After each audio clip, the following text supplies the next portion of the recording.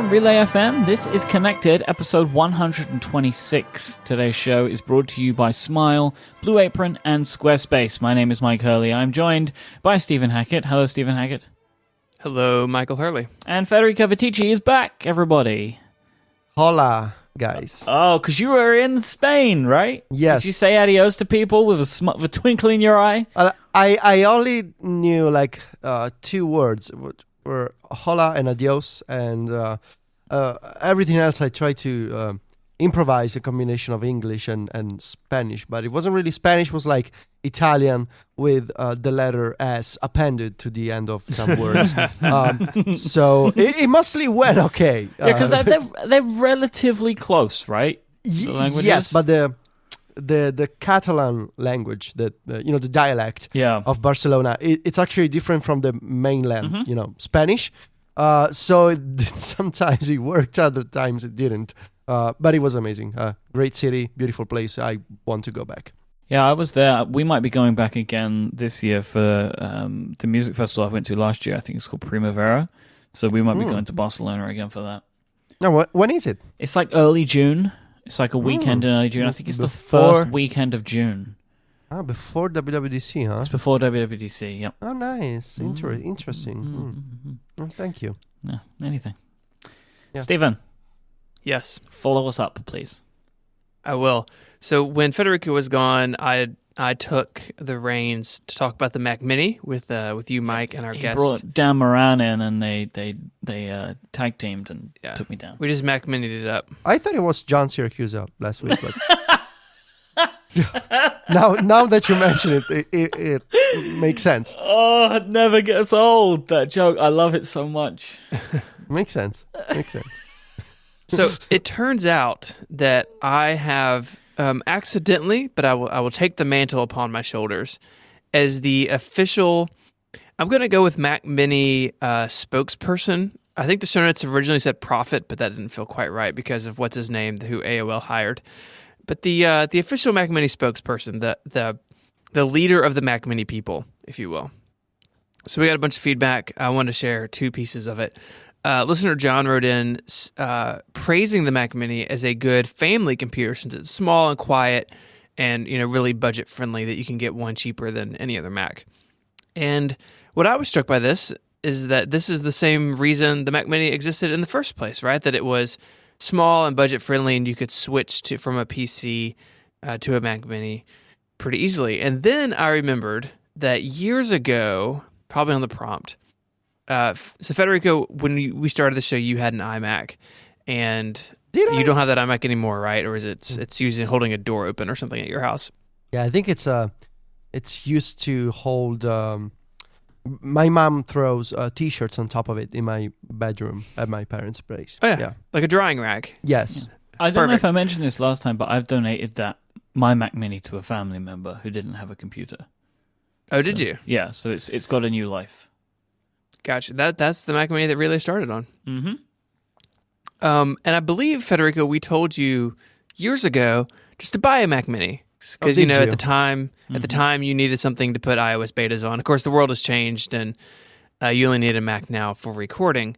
But it's just another use case for this little computer, that if someone really doesn't need a Mac full time, or they're switching, or they want something cheap, or like Myke said, like someone who doesn't have a computer, the Mac Mini is a great starting place. And without it, the starting place for the Mac line is like the $1,000 MacBook Air, or whatever the cheapest iMac is, maybe $1,200 or $1,400. Maybe someone in the chat room can tell me how much the cheapest iMac is. Should buy an iPad. Well, I mean, if you need a Mac, if you want, I'm mostly trolling you. I know. Listener Sebastian wrote in with some crazy bath salt ideas. Wouldn't a stackable modular Mac Mini be cool? Base unit, external GPU, etc. These could be the same, shape and look, and you basically you build your Mac Mini by stacking components on top of each other. Yeah, it would be super cool, but it's never going to happen. Right, because if the Mac Mini does get updated, and I think that, whatever, if it does get updated, I don't see a big form factor change coming. I wrote this thing years ago. I linked to it in my Mac Mini piece on Mac Stories about this idea of, a Mac Mini basically being as small as possible and without a traditional hard drive and without a super drive, you can make the thing like the size of the Apple TV. And they haven't done that. The form factor has been the same for a long time. I don't see them putting the R&D money into creating a new form factor, let alone some sort of like new interconnect system that like that would have to apply to a bunch of Macs. That's one reason I think the touch bar is going to end up everywhere, that you make that investment so you can spread it across the line. Like, it's a cool idea, and I think Sebastian is onto something. Like, the Mac Mini as a modular system is kind of what it used to be. You could upgrade stuff. But I think the days of Apple making any computer like that are gone, right? It died with the cheese grater Mac Pro.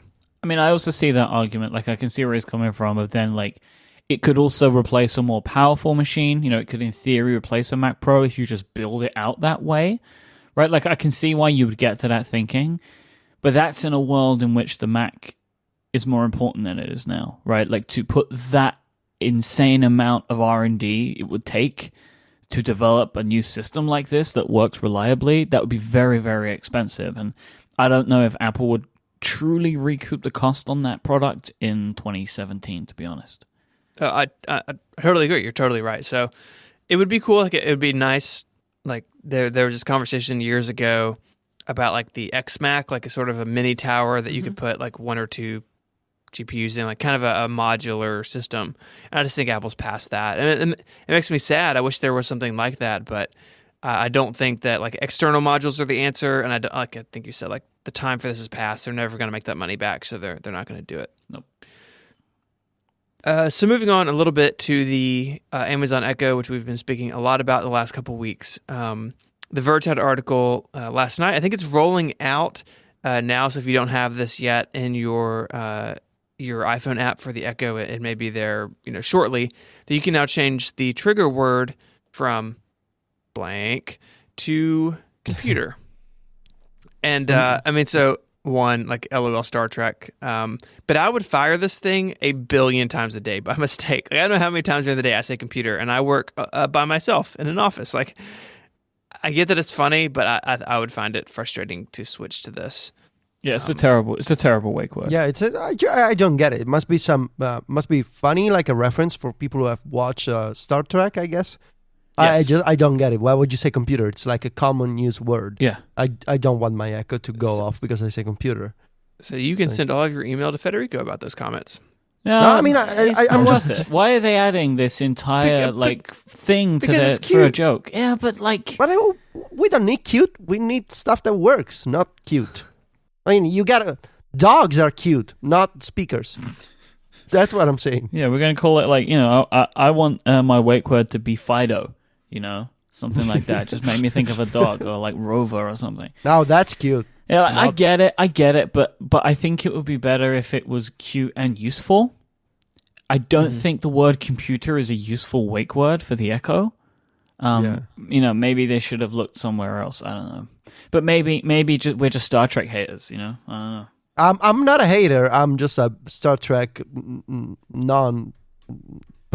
It just I never watch it. Like, Star Trek is the one with a weird finger salute, right? Like the hand that they made the emoji for. The emoji, yes, that's from Star Trek, and it's the one with the people with the pointy ears. That's Star Trek. Okay, okay, yeah. Wow. Live long and do some stuff, I think is what yes. they say. Yeah, I know that phrase. Yeah. That's all I know about Star Trek. Mike, are you going to bleep every time we say computer on the show? Yes, every time now. That's the new thing. So just in case. So Connected will be moving to a 3 times a year release schedule. That's going to take forever. We spend a lot of time on this show talking about music streaming services. I saw a news story yesterday which was perplexing to me. Sprint, the mobile carrier in the US, has bought a 33% share in Tidal. Who? Okay. They reportedly paid around $200 million for this. Jay-Z paid $56 million when he bought the entire company in 2015. So how is this more expensive now? So Jay-Z's done a good job of raising the valuation from $56 million to $600 million. So good work. I mean, in case you actually don't know what Tidal is a music streaming service which is all about kind of like making sure that those hungry artists like Justin Timberlake get food on their table, right? Like they have this. Do you remember that big event that they did? Where like this is super creepy. It was super strange, but anyway, they're kind of about like making sure that people get paid, and they do like lossless and stuff like that. They believe in like the quality. I'm being silly, but like this is their kind of thing. And they've had some strange ways that they've gone about this by like talking about making sure artists get paid, but instead of featuring indie artists, they feature like the biggest pop stars in the world. They've had a bunch of exclusives that are kind of linked in some way to Jay-Z, right? So like I think Beyonce's has some exclusives he has, and I think Kanye's album was exclusive to Tidal for like 24 minutes before they released it to the world. You gotta be friends or related to Jay-Z in order to be on Tidal. Because that's it what makes you're sense, saying, right? Like, well, no, but that's how the exclusives are done because he's doing those deals, right? And he gets the exclusives for Tidal that way. Anyway, so there will now be Tidal exclusives that are only available if you're a Sprint customer. Like that is a thing that they're doing. Nice. That's what it's called net neutrality, I think. that's it. That's the perfect what that example. is. Yeah. Mm-hmm. So we should revisit the net neutrality conversation at some point because a bunch of that's going to change here. Yeah. But see if you can try and explain it to us again. Yeah. So Sprint is it's not the smallest, but of the big four, they're the smallest carrier here, and Tidal is not very big. It just seems like what's the point? I don't know. Yeah. I'm having a hard time getting excited about the story, Mike. Yeah, I know. Sprint will be putting around $75 million a year into a marketing fund that's intended to help Tidal secure more exclusives. It's clearly a desperation move on both parts, but I don't think it's going to pay off. I don't think that like an exclusive for 6 months to Jay-Z's album is going to make people change phone carrier. Like I just don't see that. Yeah, because I get why Tidal is accepting the money. I just don't get how Sprint hopes to make a good investment here. Yeah. Because sure, you got the album from Kanye West for like a month, let's say. Because I truly don't believe that Kanye West can keep the new album exclusive to Tidal for more than a month, honestly. Mm-hmm. So you hope that people will switch just to have a 1 month window to listen to the album. It does seem like a bad plan to me, honestly. I don't get it. And Sprint's so bad you won't be able to actually stream your music most places in the US. There you go. Okay. And finally, just something that we didn't talk about last week because Federico wasn't here. You have a new contributor to Mac Stories.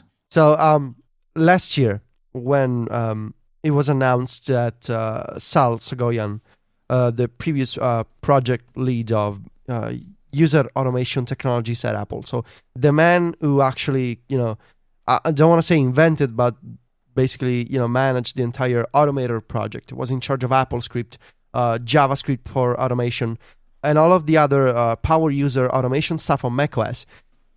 He announced last year, I think in December, that he was leaving Apple.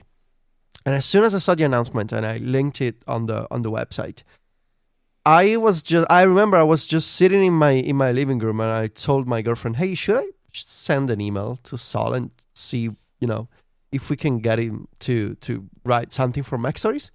And of course she said, yeah, you should do it. So I sent an email and she's like, whatever, man, just she's always like, yeah, whatever, do what you want. I don't even know what you're talking about. Stop but asking me, like, I don't know who this guy is. Stop asking me about workflows. I don't get it.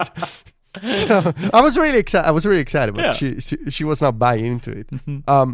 So I sent an email and he got back to me, and after a bit of back and forth, he came up to me with a story idea, and we worked. Actually, we did some work behind the scenes to make sure that the story could be viewed on the website with the exact style that Saul wanted.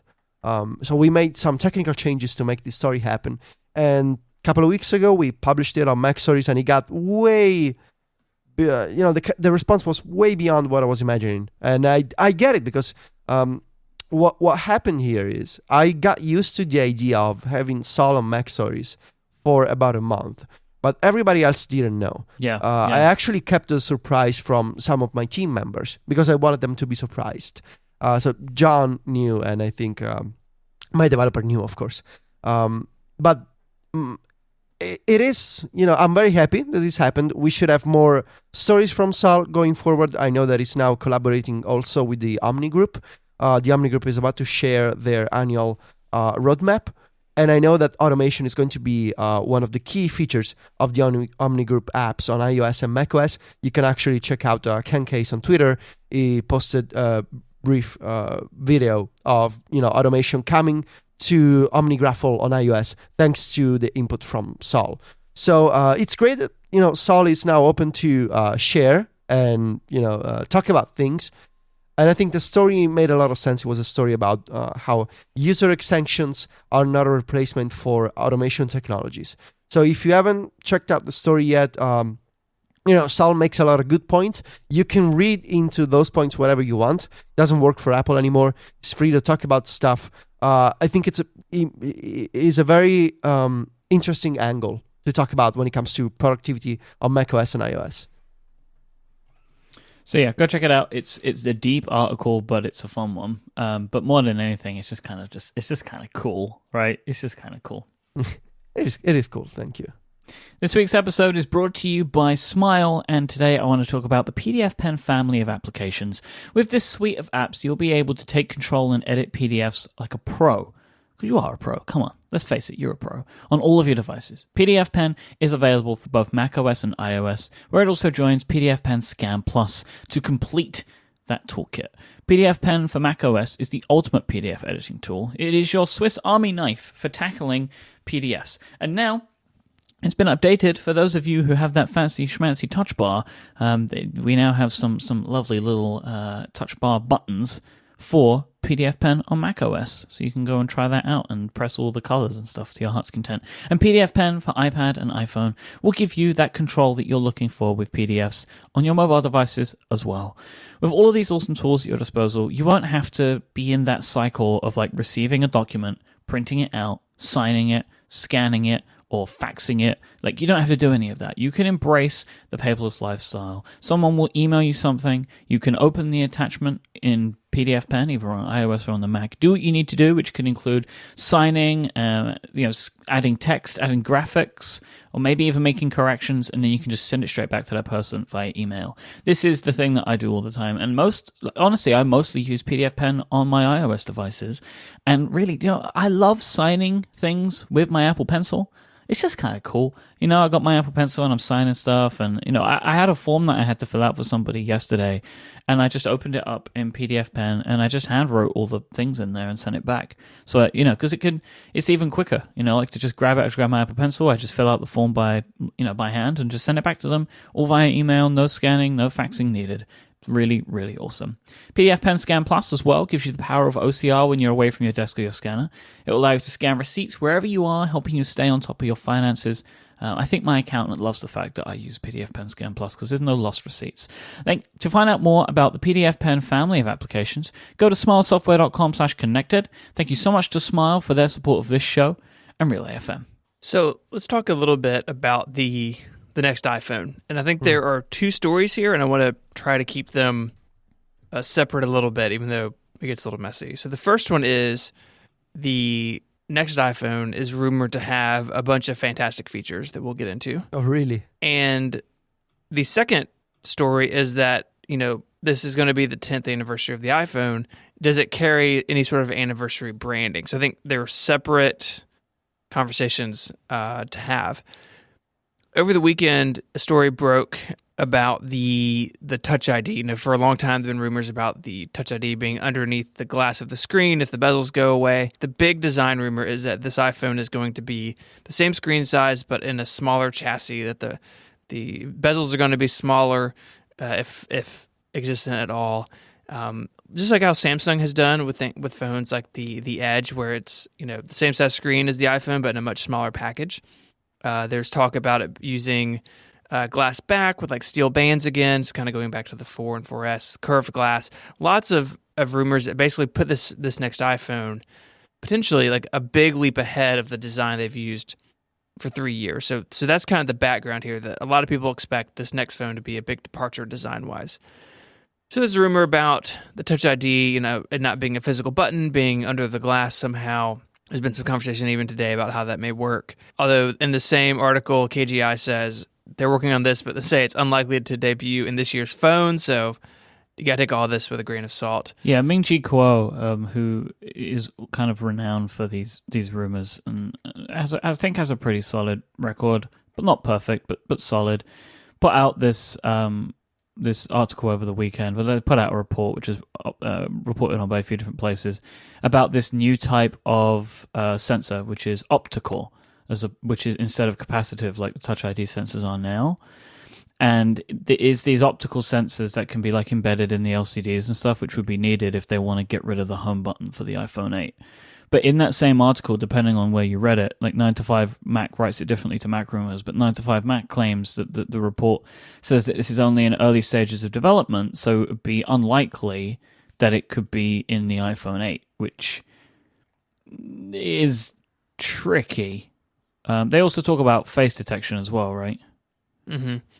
So some Android phones have had this where they use the front-facing camera to look at you and say, "Oh, you're Steven. I can let you into your phone."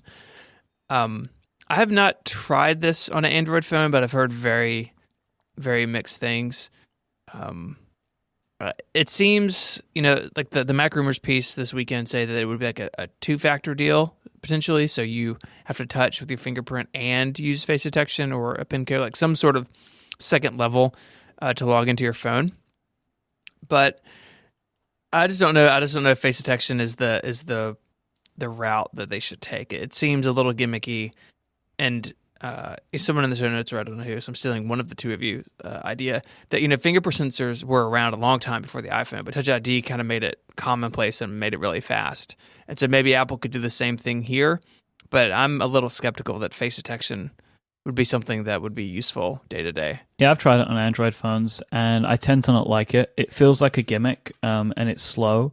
But, as you stole from me, Stephen, Apple made fingerprints work, right? The fingerprint scanners existed on phones before the iPhone, but it was slow and clunky.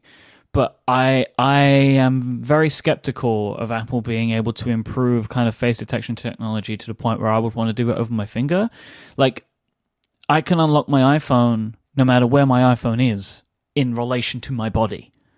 Right? I don't know if I want to have to, show my face to my phone every time I want to unlock it. Also, how do I unlock my phone when the light's off? I mean, I know that some of these have infrared sensors on them, so it does it that way. But I there's just something I just don't like about this, and I think the fingerprint stuff, it works really well. I don't know if I would get that much of a kick out of it doing something with my face. Yeah, I could see Apple doing some kind of iris scanner, not necessarily face detection technology, but something more advanced. Because I've tried face detection unlock on Android, and like Mike said, the first versions you could actually fool the system with a picture of the person in charge of unlocking the phone. But then especially companies like Samsung, they got better at the face detection, so now you can no longer fool the system with the picture. You actually gotta use a real person's face. But still, what if you're not necessarily looking at the screen when you want to unlock the device? I could see why Apple might want to do some kind of iris scanner technology, especially for two-factor on device, which would be kind of neat. But I don't know how well it could work in practice. Yeah, Ming-Chi Kuo's report seems to hint that Apple are potentially planning to move to face detection only in the future. That they consider it to be better than fingerprint. I don't know. I don't buy that. No, neither do I. How can face detection be more accurate than the finger that you always have attached to your body? I mean, your face is always attached to your body. Yes, but you're not touching the phone with your face. You're touching the phone with your hands. That's what the face detection is. You just put your whole face on the phone. We're reading it wrong. It doesn't make any sense. It doesn't make any sense. You're using a phone with your hands. Face ID. And you're interacting with the phone with your fingers, not with your face. I mean, there's animals like Mike. They touch things with their nose. Yep. Nose ID. It's not the point. No, it's not happening, Mike. What I'm saying is, it doesn't make any sense to ditch the fingerprint, which is unique enough, and they have a good system in place to use a camera to store an image of your face. What if you have glasses where there's so many variables when it comes to the human face. Yep. It just seems better to use a fingerprint, which tends to stay consistent over time, unless you're like a criminal and you burn off your fingerprints. But that's another problem. Yeah, I mean it's a complex thing, and the thing that I think about immediately is Apple Pay, right? That my phone is out over a credit card reader, and I touch the Touch ID. Like I can't be looking at my phone. There's lots of weirdness here, and I mean that's why it's rumors and it's early in the cycle. I mean it's still January, for crying out loud. It's like we're early in this, but it's just interesting to talk about. The report goes on to say, and other reports have said this as well, that the 8 will move to an OLED display that is potentially flexible. So, you know, the OLED display, the only OLED display Apple ships right now is the Apple Watch, and then I guess more recently the Touch Bar. The phone would be the biggest OLED display they've done. There's a lot of benefits there, right? Like especially if they have Federico's much desired night mode to have black pixels on OLED display are very easy on the battery because you're only lighting up things you actually need. So there'd be potential benefits here. There's a story on iMore, I think today, about the way that 3D Touch works now, and they'd have to change that to use OLED display. That doesn't seem like a big deal to me. The phone would have a new structural design to support all of this. So I mean, it would be a big change, but it's something that it seems almost inevitable. Like a lot of other manufacturers are doing this. Apple's already doing it on some devices. Yeah. OLED looks really nice, especially if you have a dark theme. I could see them doing this. I think OLED is probably the way forward eventually. Yep. The flexible display is not so your phone can like roll up and put it in your pocket. Like the flexibility is what allows for 3D touch. Right. So there is a type of OLED screen that can be like manipulated in that way, right? Like it can be pushed and it can be prodded.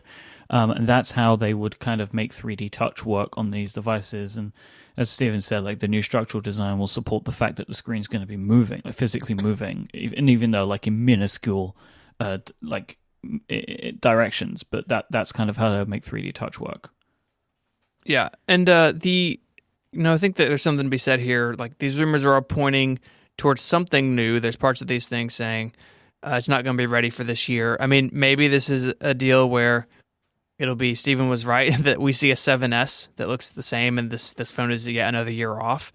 There's conversation the three of us have been having that I mentioned in my article the other day that, the 7 being basically the same case design, like was that Apple bunting so they could get to this new phone? They needed a year that was simpler from industrial design perspective.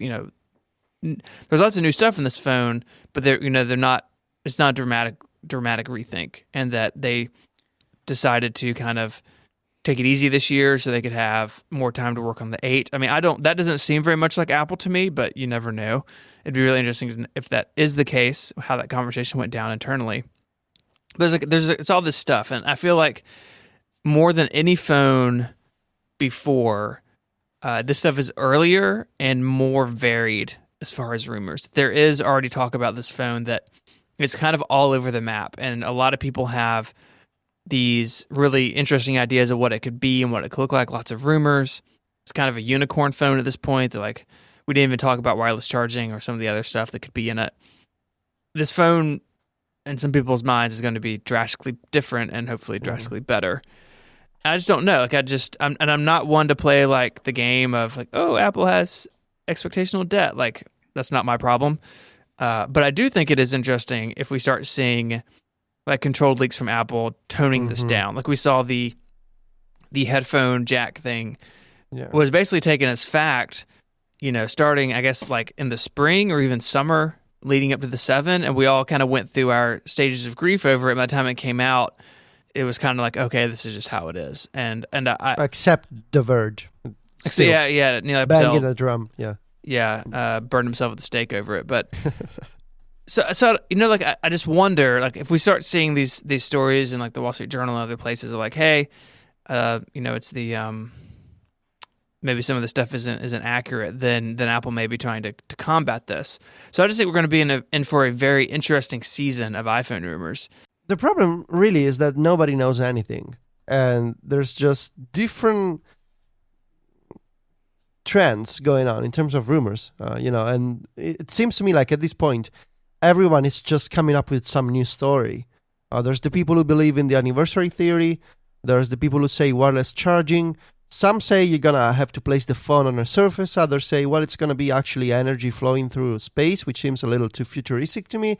There's people who say, well, the cameras are going to get redesigned and it's going to be stacked vertically on the Plus model. Some other people say, it's going to be an iPhone Pro, which is a totally new design, but they're going to do the 7S and they're also going to do the iPhone 8. It seems like to me nobody knows anything at this point and we're just coming up with stories every week. So I'm definitely waiting. Like you said, Steven, I'm definitely waiting for some, the classical the Wall Street Journal report saying, according to people familiar with the matter, the next iPhone is going to do, X and Y.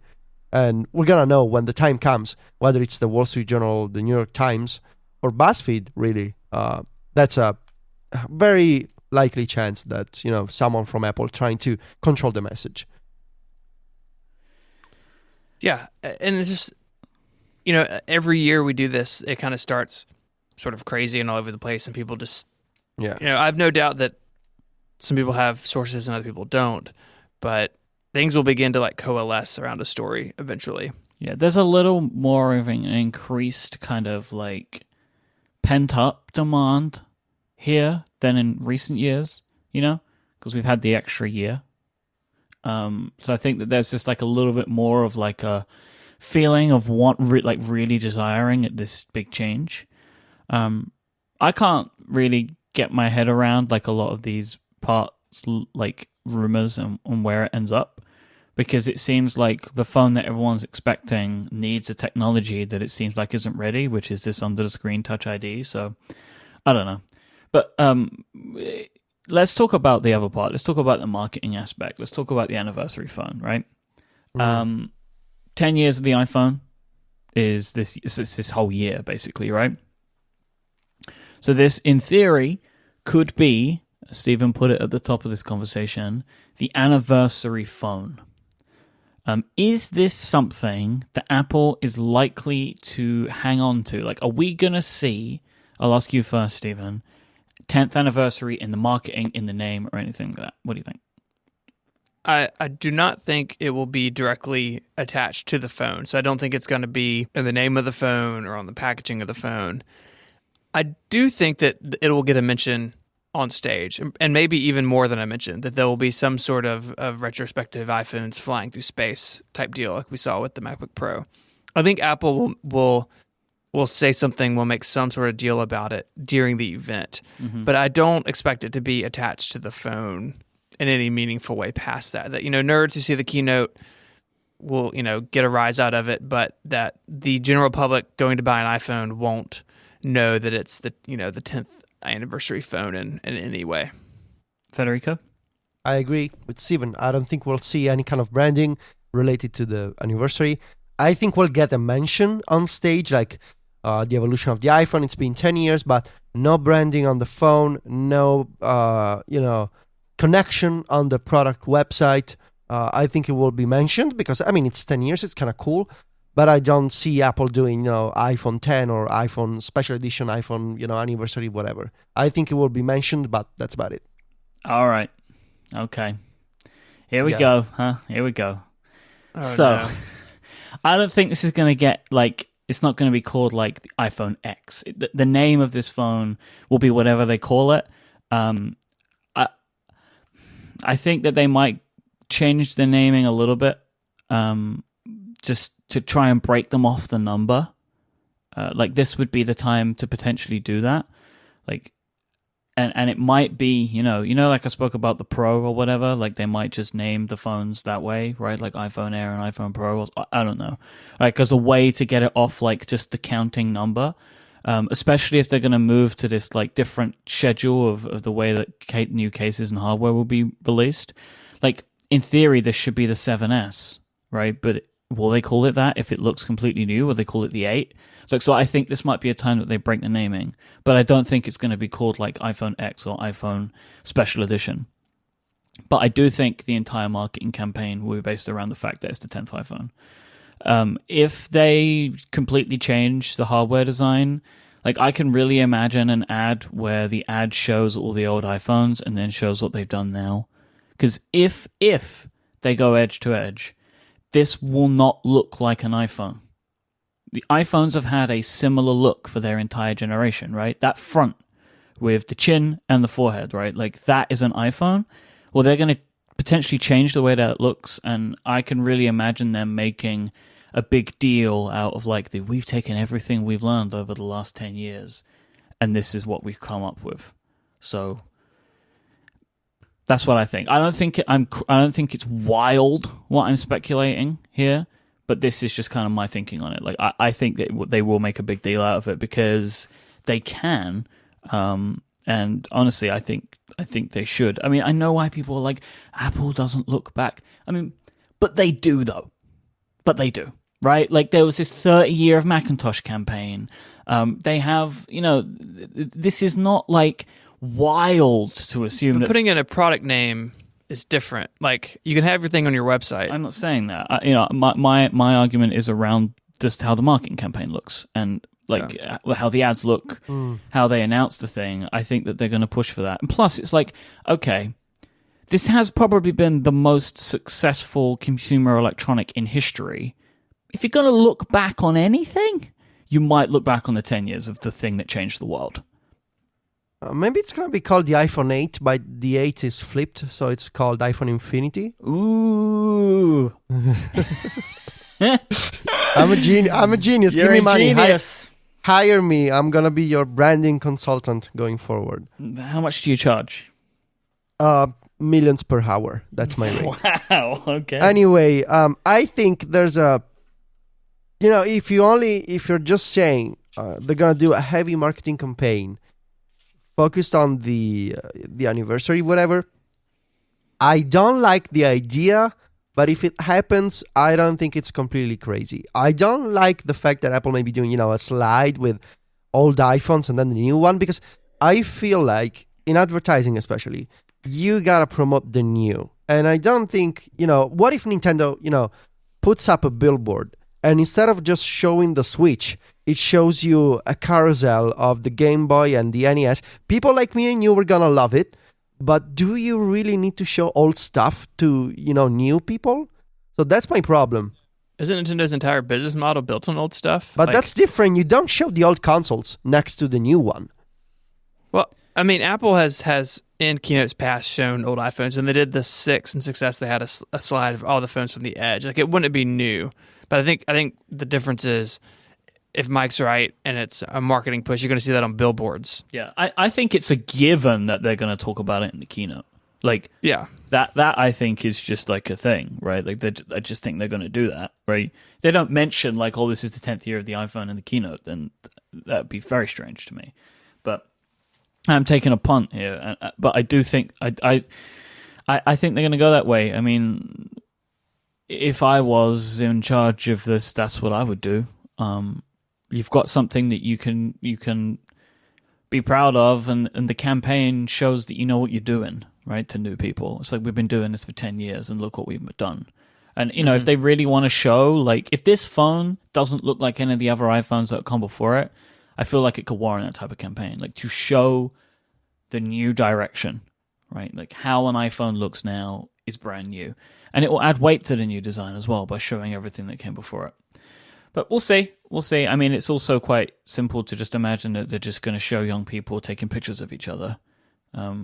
It could go either way, but I'm going to hang my hat on them creating a campaign based around the anniversary. What if they're going to do a campaign that's like what's the movie called Boyhood? It's like they're following someone like a kid who started using the iPhone 10 years ago, and now the kid is like a young parent and he's taking pictures of their kids. That would work, though, right? Like, it would work. I mean, it's basically my life. Is it called Boyhood? Yeah, that was the movie that took like 30 years to make. Yes, right? Yeah. Yes. Yeah, I mean, look, again, I would probably get a kick out of that campaign. It would probably make me cry, right? Like, Like, I was that guy. We'll see, but I'm hanging my hat on it for now. Okay. Today's show is brought to you as well by our friends at Blue Apron. Blue Apron is on a mission to make incredible home cooking accessible to everybody, to all of you, whilst also supporting a more sustainable food system. Blue Apron set the highest standards for their ingredients whilst building a community of home chefs. They have really high quality standards that they set for the suppliers that they use, from their fisheries to their farms to their ranches. They set really high quality standards because they believe that with fresh ingredients, not only are you supporting a sustainable food system, you're also getting incredible meals that cost less than $10 per meal. Blue Apron delivers all of these ingredients to you in these little pre-proportioned tubs and containers, so you only get the ingredients you need to create meals that take less than 40 minutes to put together, and you get a great step-by-step ingredient card, like recipe card, that you can follow along with. You can customize all of your recipes based on your dietary preferences and choose the delivery option that fits the needs that you have. There's no weekly commitment, and Blue Apron delivers to 99% of the continental US. You can get your deliveries when you want them. Blue Apron are always setting new recipes as well. They have a culinary team who create all these new recipes. Nothing gets repeated within a year. You can cook recipes like sunchoke and egg noodle casserole with kale and Gouda Mornay sauce, creamy shrimp spaghetti with broccoli and mayo lemon, and pork chops and garlic piccata with scallion rice and spinach. All of this stuff sounds amazing, it's going to taste amazing, and you're also going to learn the skills that you need to become a better home chef. Trust me on that one. Check out this week's menu and get 3 meals for free with free shipping. Free food, everyone. 3 meals for free with free shipping. Just go to blueapron.com/connected. You'll love how good it feels and tastes to create incredible home-cooked meals with Blue Apron. So don't wait. Visit blueapron.com/connected today, and we thank Blue Apron for their support of this show and Relay FM. Blue Apron, a better way to cook. You know, when you think about it, the dual camera on the iPhone Plus kind of looks like the infinity symbol. I mean, you could fit in there. You're resting on this now, aren't you? Maybe it's been in front of us all the time. It's been here all along. We're just looking at the iPhone Infinity right now. You just don't know. Anyway, I'm done for now. All right, moving on from the iPhone Infinity. Home automation. I would like to do a quick update, a rundown, as you may call it, with the two of you about the home automation equipment that you're using. I just bought my first Hue lights. I've not installed them yet. We're waiting on lamps to be delivered.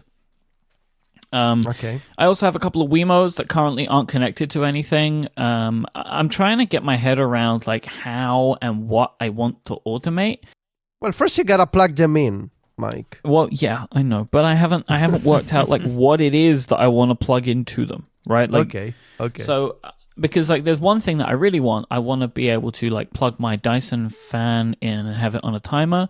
But like when it comes on, it doesn't turn the fan on. You then have to use the remote to turn the fan on. So at that point, it's not useful, right? So like I'm trying to work out like what are the good things here for me to be automating. So I want to go through a couple of different categories with you and see how you guys are using these things and what you're using them for. The first being lighting. So Federico, what lights do you have? I have a starter kit of the Philips Hue lights, which I bought 2 years ago, and I upgraded to the version 2 of the Bridge with Siri integration last year. And I keep... So what I've done is I have one light bulb in the kitchen on a tall IKEA lamp. I have a second one in a smaller lamp by the front door. And I have the third one in an IKEA ball-shaped lamp in the bedroom, which I usually turn blue or red at night, which I find to be two colors that are soothing and they make me relax. The light by the front door is also used to power the Canary camera, in the sense that when I'm gone and I want to kind of, make sure that I can watch the front door better than the infrared, camera of the Canary camera, I turn on the lights from outside of my, when I'm like in Viterbo, I turn on the light by the front door so I can watch, and I leave it on for like a couple of hours, then I turn it off again. So it's a way to it's a way to kind of show people that there's someone home, maybe. I don't think burglars are kind of up to date with the latest home automation stuff. So I turn on the lights when I'm not home. I check with the camera, and the one in the kitchen, Mike, is also connected to one of my 2 Logitech Pop buttons, which I know you want to talk about later, but still. I wanted to mention that. We'll come back to the pop things because I don't Okay. even really understand what those things are. Stephen, what are you using? So as far as lighting, I'm all hue lights. So I have a floor lamp with three individual lights on it. So I have a hue bulb in each of those. And then there'll be a picture in the show notes. It's still a little bit of a work in progress, but my like super heavy duty and like industrial rack that I put in my studio for the collection, I put a hue strip light on each shelf shining down so I can illuminate each shelf and control them individually, which is really nice. And then I just picked up the other day, kind of on a whim, the hue bloom light, which is kind of like sits on a table or something, and it's basically like a hue light bulb, but kind of in its own enclosure. And I've been using that in conjunction with the floor lamp to light stuff for videos, like the backdrop, being pink or blue or something. Just kind of be able to move around the office and put color where I need it. I haven't really expanded past that as far as lighting. I do have all these hooked up with the Echo, of course, and I have them in the Home Kit app, I guess, on iOS as well. So they're all in Control Center. But I very often, because I'm just out here, will just talk to the Echo and tell it to turn it on. I have learned that the Echo struggles a little bit if you put items into a group and the name is similar or the same to an individual light. So, for instance, the rack with the computers on it, it's like top shelf, middle shelf, bottom shelf is what I named the lights themselves. So if you open the Hue app, that's how you control them. And calling that group, shelf, the Echo really struggles with that and doesn't really know what to do and will ask, which light do you mean? And so I've changed that group name to, I think I call it collection. So I can say, lady in the cylinder, turn on the collection, and it will turn all three of those lights on. And that just took a little kind of trial and error to get that right. So it's kind of a little pro tip if you're using the Echo. Name your groups and your devices separately, and it makes it simpler to use. But I've been really happy with the setup. I like that I can have some color in here. It's really nice on video. And like Federico, I have a canary in here, and like Federico, I have started leaving one of the hue lights on, so I can kind of see out here at night, and around midnight or something, it turns off on its own. The Hue app, you can actually set timers on these. Did the same. So when we're out of town, I put that lamp in the front room, and I have it kind of coming on and off throughout the evening, so it looks like someone's home. So Could you not set up an IFTTT action to turn that light on when the canary arms? So I want to talk to Federico about this. I have really struggled getting my canary to work with IFTTT. Still haven't tried myself, actually. Do you use Wink? So I tried, and so I have many questions about Wink. It just seems like a third-party service that can talk to all my home stuff, which I'm not super down with. I need to just read more about them. But even then, I had trouble. I have an account and I had trouble connecting the canary to it. It struggled to see it. So I need to revisit that. Because it would be nice to say, hey, lady in a cylinder, arm the studio. And I have that set up with mine. That's one thing that I have got working. I have Wink set up that I can, because we gave I've said before, we gave our canary, we call it Buster. Mm-hmm. So I say trigger arm Buster, and it arms the canary, which is cool. It's one of the only things that I have set up. But I just wonder if you could then have if the thing sets, could you turn on a light? I don't know. Yeah, but I don't need to turn on the light if the canary is armed during the day and there's daylight. Sure. Yeah, no, that's a good point. Yeah. But yeah. So there's always more you can do here. One thing I want to look at is, and we're going to get to this next, looking at some smart plugs so I can turn dumb lamps into smart things. Mm-hmm. That's definitely next for me, because we have a couple lamps in the house that I don't want to spend the money to put a Hue light bulb in, and they don't really need it. When all I need is simple on-off control from the network. So that's next for me, and I haven't really done anything with that. Federico, I know you have a couple of them, right? No, I actually have one, and I'm looking for. So here's my problem. I have a Wemo. What's it called? A Wemo switch. Mm-hmm. It's like a socket that you put in, between the wall outlet and whatever you're connecting to it. And it's one of the first generation one. It's kind of bulky, but it works, and it supports. It doesn't support HomeKit, but it supports Alexa. And My problem is that I'm looking for a second one, and ideally, I would like to have one that works with my Italian/European, I don't know, whatever the name is, standard, and supports both HomeKit and Alexa, so simultaneously integrates with Amazon and Apple. And I'm looking constantly every week. I'm looking on. Me too. Me too. I'm doing the exact same thing. There are some in the US. Yes, I haven't found any for the UK. Exactly. There's some in the US. I think one is called the iHome, maybe. Yeah. And I know the Belkin has a new one, which is smaller, and I think supports both Apple and Amazon. But I cannot find it in Italy. So, should I buy the US one, then buy an adapter? So basically, I end up with like 3 things in my wall outlet. I don't really want to do that, defeats the whole point. So I'm just waiting for the second one. I want to just come back to something about the lights real quick, and then we can talk a bit more about some of the smart sockets. I had toyed with the idea of maybe putting like a Hue bulb in the office, like in the actual light in the office, and a Hue bulb in the bedroom. Then I realized that you have to have the switches on all the time, right? Yes. Which I didn't. Yeah. It didn't really consider to me, because you have to have the light switch on, so there's power running to the Hue bulb, so you're able to turn it on and off. And that was a shame. And I wondered, I assume then you guys don't. Do you have any Hue bulbs that are in regular light sockets? No. So I've been looking around, and there are a couple of things that you can do. Hue sell a wall switch, like a dimmer switch, which you can buy, and you basically just take off your existing one, put this one over the top. Or something that I'd seen people do, which I thought was quite smart, is to put child safety protection shields over the switches. That's an idea. An idea. I think we're going to do one of this for the bedroom, just because, you have the bedroom light on and you don't want to get out of bed to go turn the light off. So I'm looking at one of these things to maybe put into the bedroom socket, but we haven't worked out what yet. I want to see because we're about to get a lamp, right, for the bedroom, and I wonder if we're just going to always just have the lamp on as opposed to the main light anyway. We haven't seen yet, but I thought that I was kind of just digging around and found that solution about putting child safety type things over the switches so they can't be turned on and off. I thought it was quite smart. It's a good idea. You're going to like what I do with the Wemo switch. So usually it is connected to my espresso machine. And I can say to Alexa, turn on the coffee maker, because I called the accessory in the Alexa app, I renamed it as coffee maker.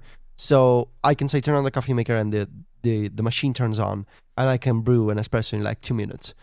Or when I'm gone, what I've done, for example, the past week, I've been away in Barcelona, and my apartment has a humidity problem, especially in one area of the apartment.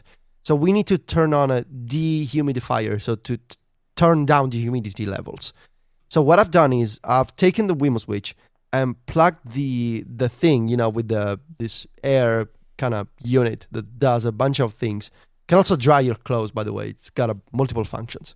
So I connected it to the Wemo switch, and I left it on, so, with the air going. Then I turned it off with Alexa.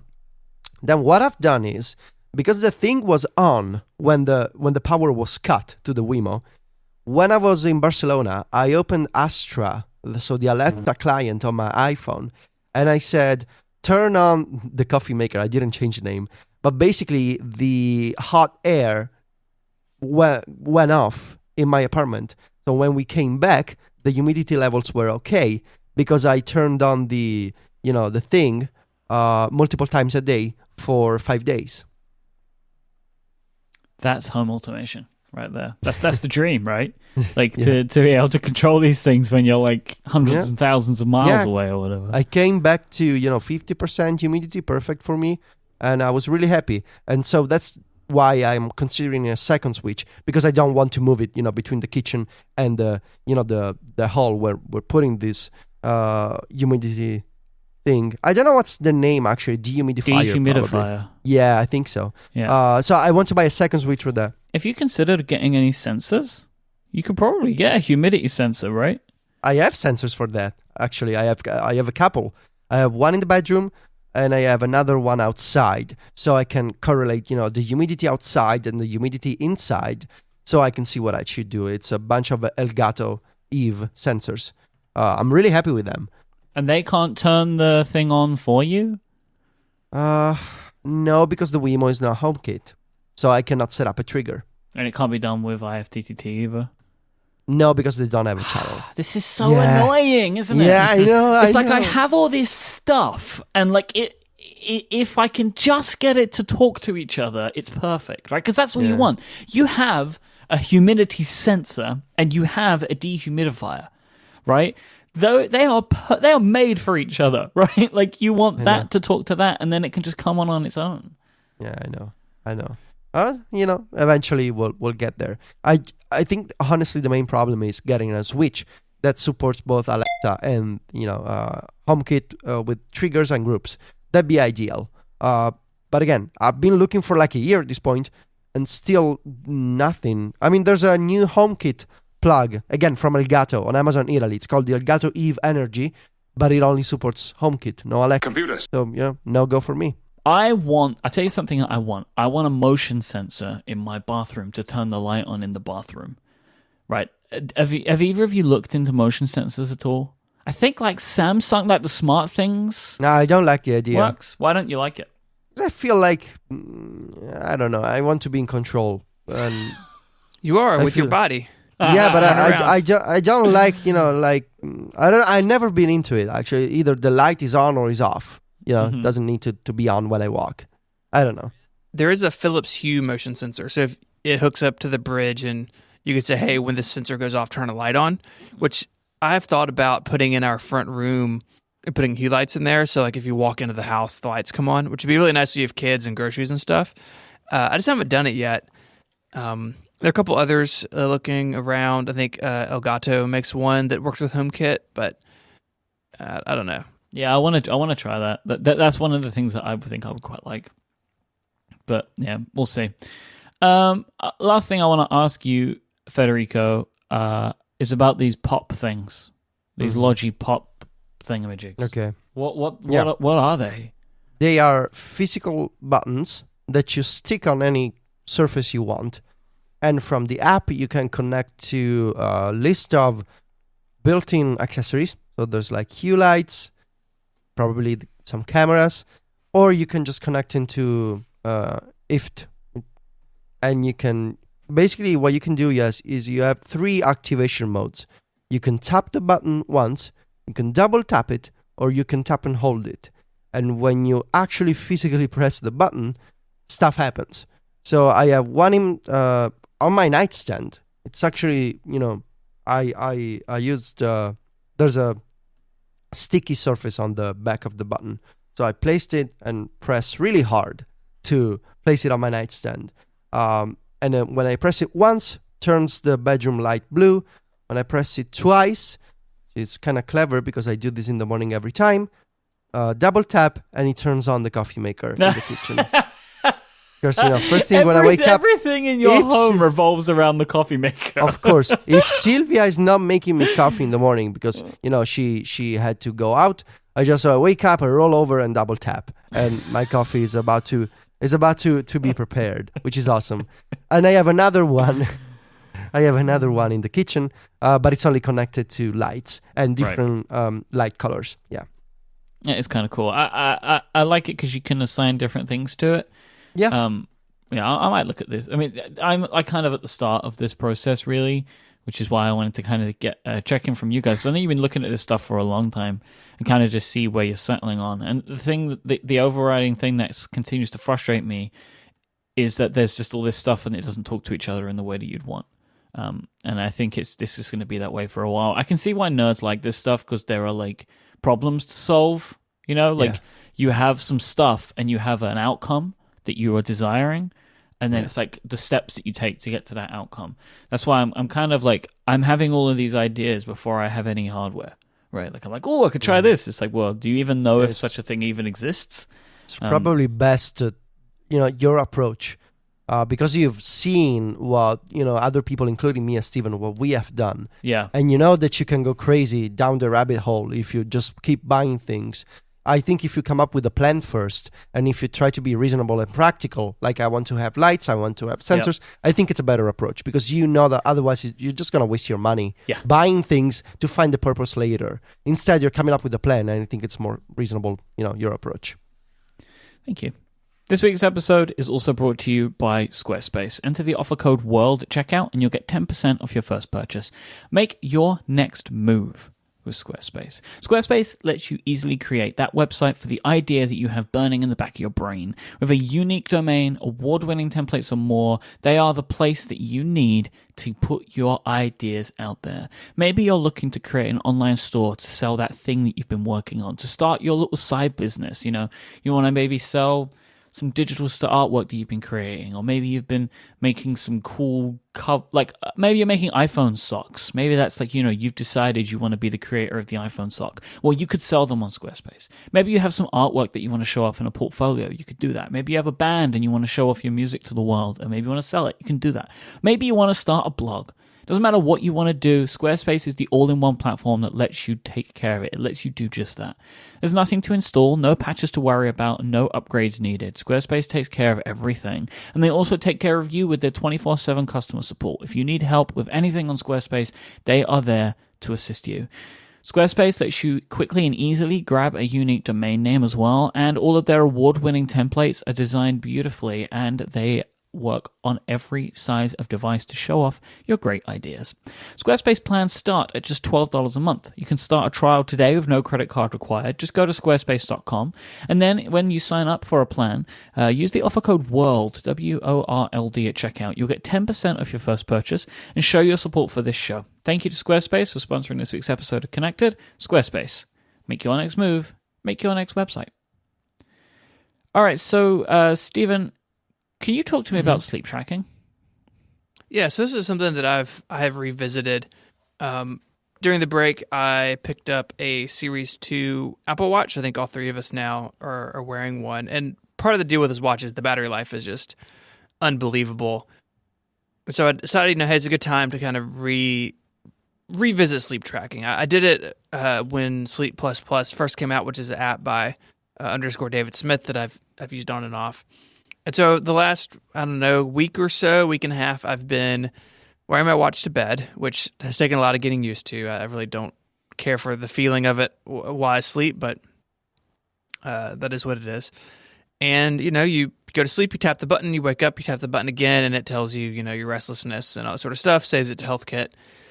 And, I don't know if I've learned much. I learned that I don't sleep very well. I think I already knew that. But it's nice to kind of have quantitative data around it. And I know, Federico, you've been doing this as well, and I've only really ever tried Sleep Plus Plus, but what are you using? I use Autosleep by David Walsh. It's the thing for me about sleep tracking is that I know 100% I'm going to forget. If it's a manual activation, I will eventually forget. So I need an automatic sleep tracker. And I talked about this, I think, when I very briefly tried the Fitbit. One of the best features is you put it on and it figures out when you started sleeping on its own. And Autosleep brings that kind of functionality, automatic sleep tracking, to the Apple Watch. And got a first release where a bunch of issues. The app was updated to version 2 last week, I think. And the developer fixed a lot of the complaints that I had in my original review. It does get the job done.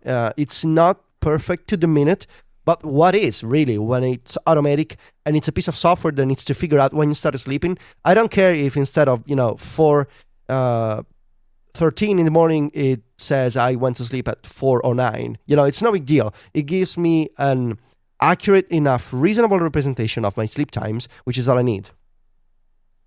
I'm looking at the screenshots. This app seems really complicated. That's my ongoing frustration with this app. I think the developer needs to seriously take a look at the design of not necessarily the configuration screen, because that got better with version 2, but the editing mode. I think it needs to be cleaned up a lot. And it's one of those apps that you can tell a developer designed it. And I don't mean this in a super pejorative way. I'm just saying it's easy for a developer And we actually do this mistake many times on Mac Stories as well. It's easy for a developer to design something in a way that is that they think it makes sense for a similar audience. But the problem is regular people are not developers, and that's when you need to have a designer come in and say, look, you gotta rethink this whole structure. Like that, because in that places, circle thing that's supposed to show, I assume, you're sleeping, that looks like a nightmare to me. Like, there's different colors, they're in different shades. Yeah. They're too look small. Clear. I really think that this app is suffering from something here. It is, but the data is excellent. So that's my thing. I still think it's too difficult to use. I still think it needs to be rethought visually. But the data and the functionality, once you set it up, I forget about the app because it works on its own. I don't want to look at the app, but I also don't have to. So, I'm hoping that it will get a new design in the next update. What do you guys feel like you're getting data from this that is useful? Yeah, I think so. Why? Because I have everything goes into Gyroscope, which is this excellent service and dashboard that aggregates a bunch of data. It's one of those quantified self type of products that gives you a dashboard for your life. And I'm making an effort to sleep more and to sleep between 6.5 and 7 hours each night. Which, if you know me, it's actually a big deal for me because I tend, there were times when I was sleeping 4 or 5 hours each night. And if you do that, continuously, you're going to die, basically. So I want to be more, I'm committed to sleeping between 6 and 7 hours at least. And in Gyroscope, since I started following this objective of mine, I can see for the past month, I've done 6.5 hours on average. And that's very useful to me because it gives me motivation and it tells me that I still gotta improve. And it lets me visualize a bunch of cool things, like on the weekends, I tend to sleep a little more. During the weekdays, and especially on Wednesdays and Thursdays, when I'm working more and I'm putting in more work for Mac Stories and Club Mac Stories, I tend to sleep a little less. So it is useful for me to be able to visualize this data. Yeah, I don't know. I'm mostly doing it as a curiosity. I wanted to kind of confirm what I thought about my sleep patterns is that I get pretty good time in bed, but the quality of that sleep isn't always super great. And I don't really know where to go from there, but right now it's sort of the exploration phase. I do find it fascinating that the Series 2 in particular, is so good at it because of the battery life.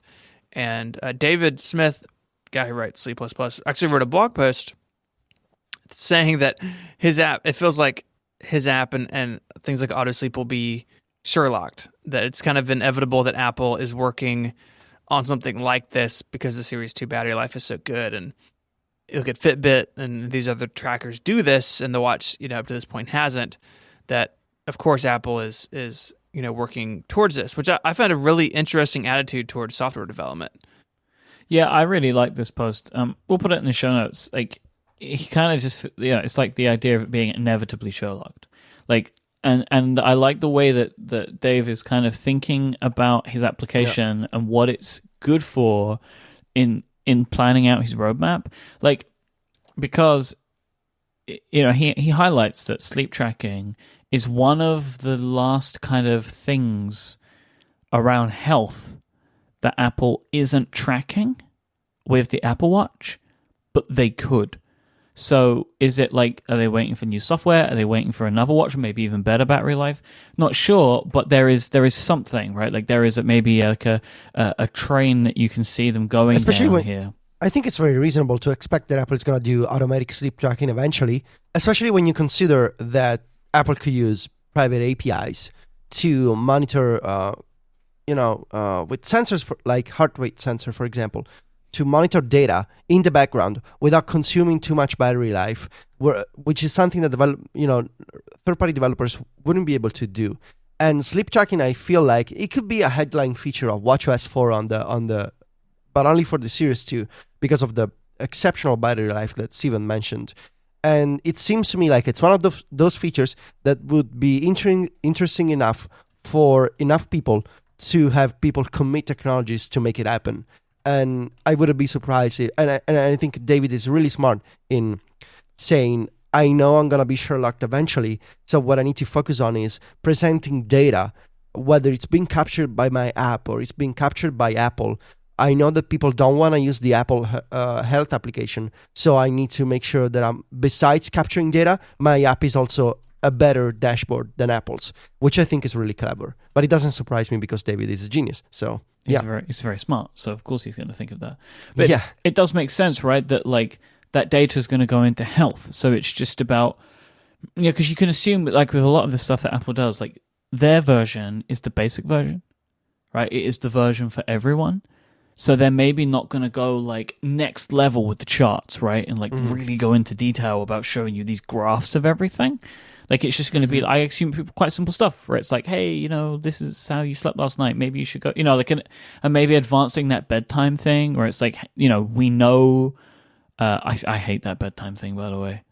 Oh no, I never use it. I don't get it. Adina uses it, right? Because she likes the alarms. She finds the alarms nicer. I know Jeremy does too, Burge. He loves the sounds. So. But the idea of my phone saying to me, hey, you should go to bed now? Like, it how shames dare you into sleeping. It's a feature that shames you into sleep. And it's like, hey, by the way, you should go to bed. It's 3 a.m. Yes, I know that. Stop watching Parks and Recreation. Just go to bed. I've been working all day. Now let me play some PlayStation. It's like, what's wrong with you? You stupid phone. Exactly. but yeah, I can imagine like the sleep tracking being a move from that. But I find the Apple Watch too big for me to want to sleep with. And also a problem I have, I set up like a new Do Not Disturb timer for it because it will just keep like bumping me in the night. Like it's with things happening. So that's going to be like that. Do you guys put your watches on Do Not Disturb? Yeah. Okay. Yeah, and it's silent and Do Not Disturb. Okay. And because I don't think you guys run it like me, so I guess you just have it mirror your phone, right? Yes. Yeah. See, because I have mine on those independent things. Yeah, I never really understood what you do with the notifications, but I know it works for you, but I don't do that. Yes, yeah, I have that all set. I have to be all set up separately as well. The thing about sleep tracking, though, for me, is I don't know what I'm supposed to do with the information that it gives me. Do you feel like you sleep enough? No. Okay. But I know that already because I know that I go to bed. Do you want to get better? Yeah. Okay. But I don't know why a sleep tracker is going to help me do that. Like, I already know this information. What it's going to do is just write down on a piece of paper. Like, It's one of those things like if you're a visual person and if you start doing something, like when I started exercising, I knew I needed to exercise every day, but I still made a to-do in my task manager because I needed to be able to see it and to see my progress and to go in there every day and check it off and mark it as done. I think if you're a visual person and you need to do something, you need to make a change, but you want to be able to visualize it, to see it with your eyes, because it's one thing to know it, and at least for me, it's another thing to do it and to see the progress. I've always been that kind of person. I need to see progress, so any kind of tracker, any kind of visualization works for me. I don't know. Maybe it doesn't work for you. It's fine. Now, it might do, right? But it's just my... Okay, so I'm time tracking now, right? Like I've started time tracking. Yeah, exactly. Yes. But I can do something about that. Like I can change the way that I work. Like I don't know how much... Like if I can't sleep... Oh, I don't know. Like I just feel like I have less control over it. But maybe that's just because I don't know the information. I feel like you need to understand what the problem is. If you can't sleep or if you're just sleeping less because you're doing something else before sleeping, like playing video games or reading or watching TV, whatever. But I like doing those things. I know, and I like it too, but it's just, I know I need to set limits because I'm going to regret it when I'm 40 because I haven't slept when I was 20, That kind of thing. Here's my problem, right? I like to sleep. I don't like to go to sleep. Oh, that's a very peculiar predicament that you're in. Yeah. How you don't like going to sleep? Like No. It's like the action of putting on pajamas? No, I'm fine in pajamas. I'm wearing pajamas right now. The issue that I have is like the whole procedure. It's the stopping of being awake. I like the things that I do when I'm awake, and it's like putting everything down and going to sleep. I don't like to do that. I like to go to sleep when I can't stay awake anymore, and that's my problem. Well, maybe what you're looking for is a way to make little changes to your life in a way that you can maybe wake up earlier, I don't know, but still do the things that you like to do when you're awake, and make it so that by the time you've done enough of those things, like you've played enough video games, you start falling asleep. And maybe it's all a matter of waking up at different times, or, sleeping an hour more, or maybe sleeping half an hour more. I don't know. But maybe what you need to achieve is time everything so that you have the best of both worlds. You get enough sleep, and you also do the things you like to do. I don't know. I mean, yeah. I assume using something like that gyroscope thing can help, because you can maybe pull together a few different things. Like, like if I sleep better on the days that I walk 15,000 steps, right? It's like, oh, there's a thing. Like I can see how tying it into other like sources could be interesting. But I don't know. Maybe I'll go down this route eventually. But really, I don't want to be doing it wearing my Apple Watch. Like, it feels too. I don't know. It just feels too big, too chunky. Maybe there's something else for me there. I don't know. I know there are a bunch of iPhone apps you can use, but then you kind of have to like put them on your pillow. That doesn't really feel to me like a really good thing that I want to wear all of the time that works. Is it because of the light from the screen? No, it's just. I don't know, like whenever I have slept, like fallen asleep and I have my watch on, I kind of find it uncomfortable. Like I'll wake up and I'll feel it and it doesn't feel right, but it might just be because I'm not used to it.